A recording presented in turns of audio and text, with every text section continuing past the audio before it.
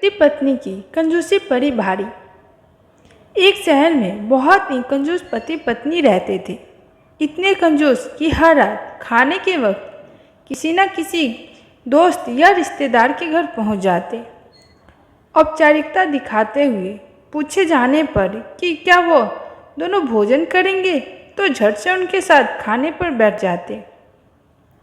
अपनी छुट्टियां मनाने कभी एक तो कभी दूसरे के घर डेरा डालते रहते थे और खूब मस्ती करते थे।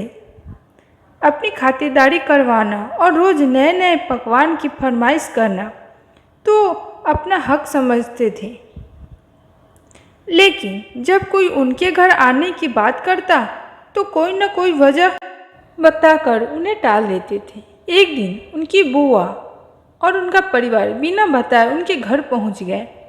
काफ़ी देर तक गप्पे मारने के बाद कंजूस पति पत्नी को लगा कि अब तो रात का खाना खिलाना ही पड़ेगा, मगर उनका कंजूस मन उन्हें खर्चा करने से रोक रहा था। तभी पति को एक उपाय सूझा।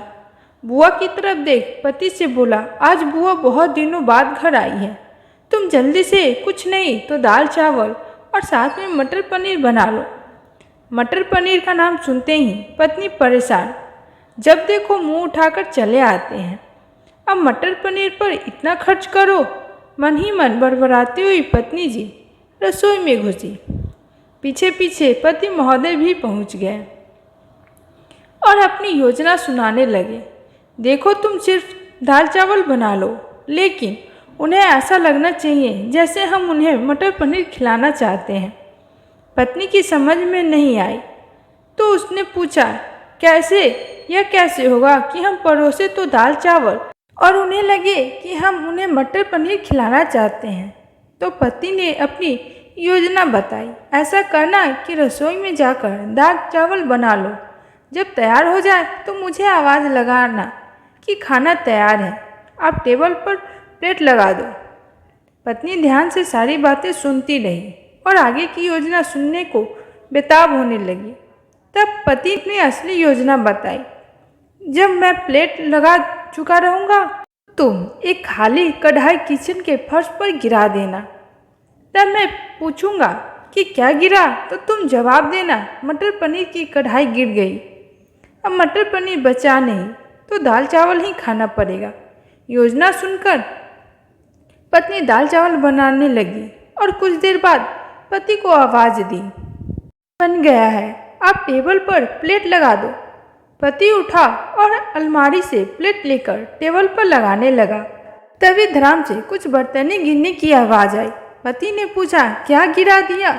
तो पत्नी की तरफ से कोई जवाब ना मिलने पर पति रसोई में भाग गया।